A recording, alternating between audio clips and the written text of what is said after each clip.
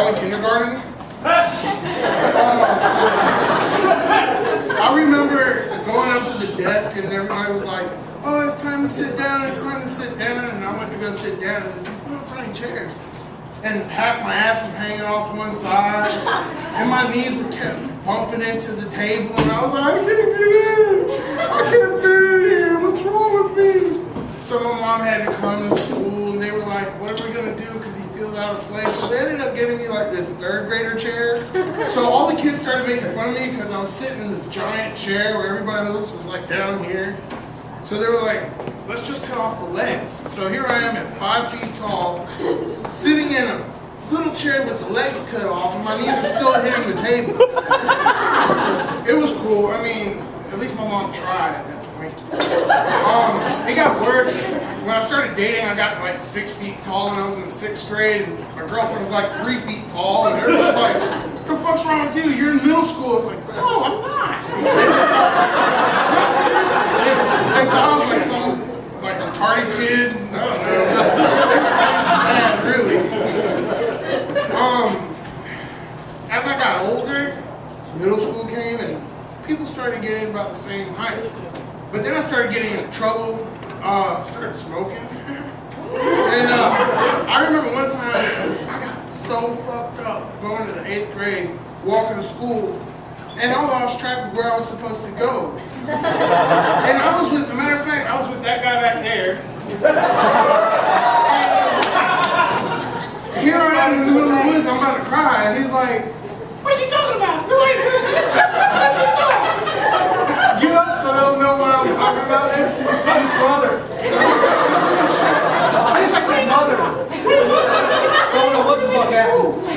So we ended up jumping this fence. I got caught on the fence because I was like super chunky. I think I'm chunky now. And then I got caught on the fence and my pants ripped. And they ended up calling my mom and she was like, I don't know what happened. Maybe you just, I don't know. I told you to go and you didn't go. So at this point now I'm in high school. And I remember I had this teacher, Mr. Herman. He was really cool. He knew I used to smoke and come to class. For some reason we'd have to read. And what he would do is, anytime I would read, for some reason there was a part where it was like, a cloud came, or he spoke very bluntly, and he would make sure to be like, you know all about that, don't you, Mr. Franco? And I was like, okay, this little fucker thinks he's funny. And I was like, I bet you used to smoke too, huh? He started getting really blush red. He was like the most white guy I've ever seen, really salt pepper hair. He was like, see me after class. So I go after class, and he was like, don't ever talk about that shit in class again. I was like, really? You know, and then we got pretty cool and shit. So then PTA meeting, my mom had to come to school. I was like, look, my mom's kind of hot, so if you make any moves on her, I'm kick your ass. And he was like, wait till she gets here. So we get in the classroom and he's like, yeah, you know, your son's a great kid.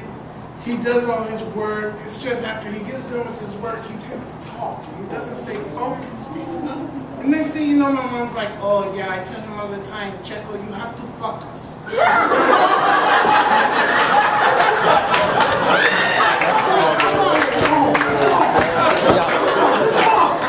And he's like trying to laugh. I'm behind my mom. So the whole time he's like, oh, I said, Checo, fuck us. You have to fuck us real hard. Make sure you focus in school. You have to focus in school. So now, all the time, every time I go see my friends, they're like, oh, sing a song. So I'm like, oh, you have to fuck us.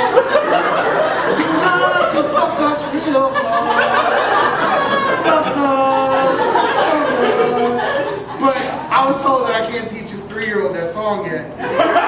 So I'm going to wait till at least the 6th grade.